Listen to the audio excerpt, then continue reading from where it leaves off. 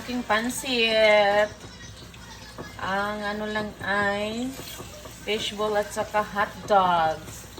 Wala akong chicken, wala akong baboy. Hindi ako nag-defrost ng chicken, kaya fishball at hot dog na lang. Madali ang pansit. Ginisa ko lang siya ng ano, dried onion saka dried garlic. Ang bango.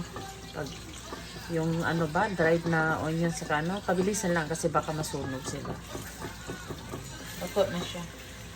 So, tanghon pala itong ano ko. Thank you guys for watching. Oh my God. Ayan. Ayan ang